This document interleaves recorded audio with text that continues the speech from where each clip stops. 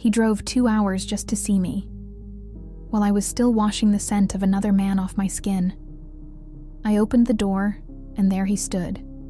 Flowers in one hand, my favorite snacks in the other. And all I could think was, you don't deserve this. You don't deserve him. But he kissed my forehead and said, I missed you. Unaware, madly in love with the woman he thought he knew. I think that was the moment something inside me broke. For good. I remember the first time he said I love you. It wasn't during a candlelit dinner or after some perfect date. It was in my kitchen. I was wearing mismatched socks, hair in a bun, yelling at the toaster because it burned my bagel. He just stared at me from the doorway, arms folded, a soft smile on his face. What? I asked, half laughing, annoyed. I love you, he said, like it was the simplest truth in the world. I froze, toast in one hand, butter knife in the other, and he didn't follow it up with anything. No expectations, no, do you love me too? Just the words, pure and calm, like he'd been waiting to say them. And I did love him. I really, truly did. Ryan was never the loudest man in the room. He didn't post about me every hour. He didn't flood my phone with texts when I went out. But he remembered things. Every little thing. Like how I always peeled my grapes. How I couldn't fall asleep without white noise. How I got nervous in crowded elevators. How I loved old bookstores but hated the smell of dust. He listened like his heart depended on it.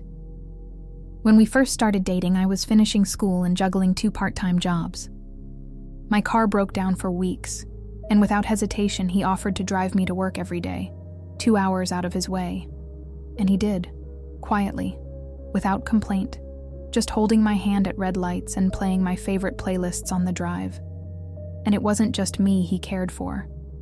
It was my family, too. When my little brother Sean broke his arm falling off a skateboard, Ryan drove down just to bring him comics and milkshakes.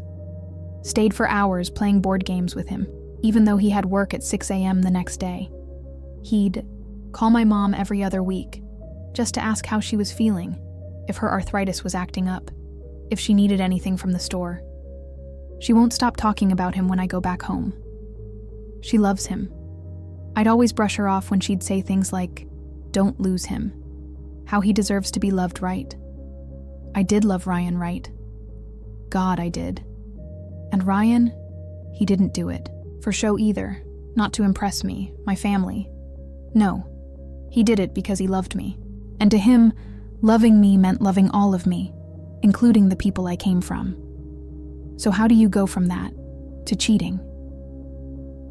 It happened on a Thursday, a stupid, ordinary Thursday. I had just fought with a coworker. My rent was late. My friends insisted I needed to unplug and dragged me out to a bar I hadn't been to in years. I should have said no. Ryan had texted me earlier that day. 3 more days till I see you. Can't wait to hold you, baby. And I remember smiling at it, then putting the phone face down. The bar was loud. Cheap drinks, bodies pressed together under pulsing lights. I didn't want to dance. I didn't want to talk. I just wanted to feel something other than the stress that had wrapped itself around my chest for weeks. That's when he approached. Brown eyes, strong jaw, sleeves rolled up. The kind of guy that screamed harmless trouble. He wasn't better looking than Ryan. But he was there. Ryan wasn't.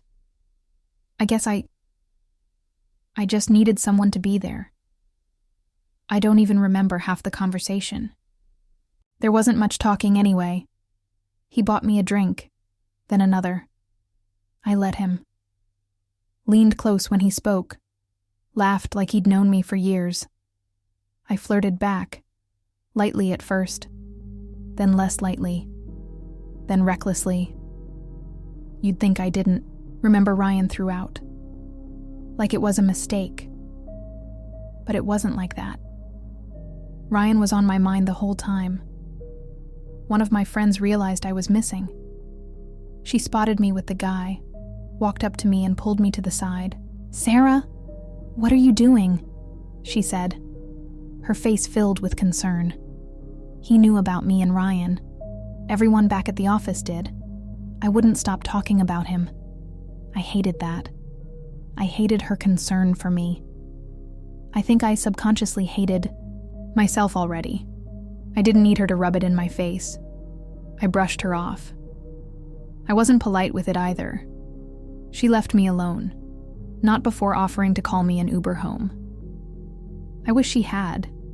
I kept thinking, "You're just blowing off steam. You won't let it go far." But when his hand touched my waist, I didn't pull away. When he leaned in, I didn't stop him. We kissed in a corner booth. I kissed him first. His hands roamed. My phone buzzed in my purse. I didn't look. I didn't want to. I knew who it was. Ryan's nightly check-in. I was someone else now, just for a night. He lived 2 blocks from the bar. I followed him back, like I was hypnotized.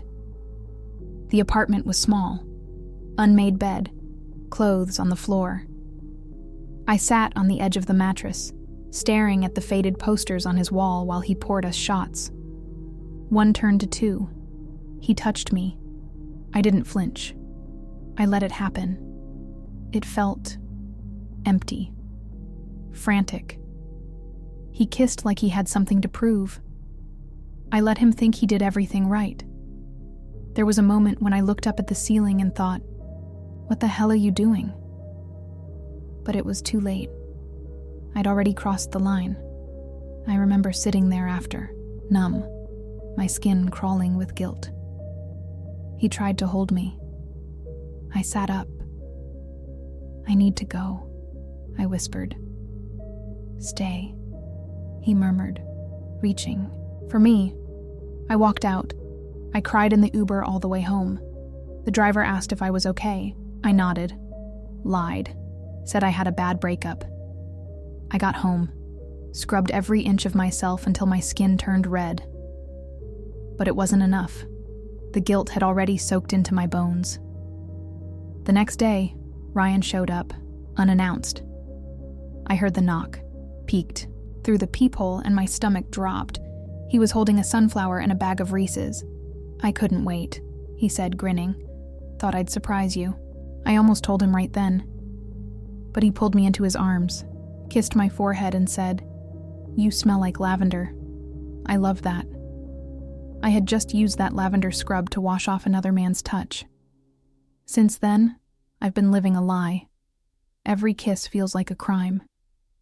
Every "I love you," he says, feels like a dagger to the chest.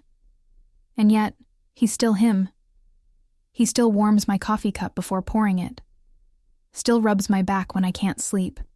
Still whispers, "I'm proud of you," when I finish a rough week at work. He doesn't know I'm broken. He doesn't know I'm the reason his trust means nothing anymore. He keeps talking about moving in together, about future road trips, babies even. He says, "We'd make cute kids, you know. I can already see you holding one." I smile. My heart dies a little more every time, because I don't deserve that dream.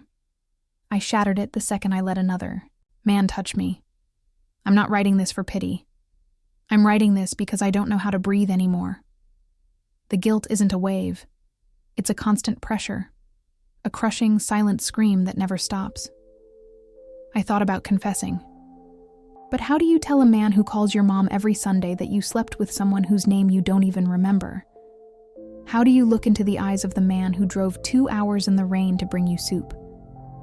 The man your mother can't. Stop asking about when you go back home and say, "I betrayed you." I betrayed you and it was for nothing. You don't. So I stay and lie and rot. There are moments when he looks at me and frowns slightly, like he feels something's off. He doesn't ask, not yet. Maybe he doesn't want to know. Maybe he trusts me so much that suspicion doesn't even exist in his world. God help me if it ever does. Because if he ever finds out, I think it'll destroy him. I don't know if he'll leave me. Part of me believes he doesn't have it in him to leave. He loves me, with everything he has. But the other part of me thinks he'll break. And I can't handle that. I can't live without Ryan. I need him to stay. He doesn't deserve heartbreak. He deserves someone who fights for him the way he's always fought for me. But instead, he got me. And I don't know if I'll ever be able to forgive myself for that.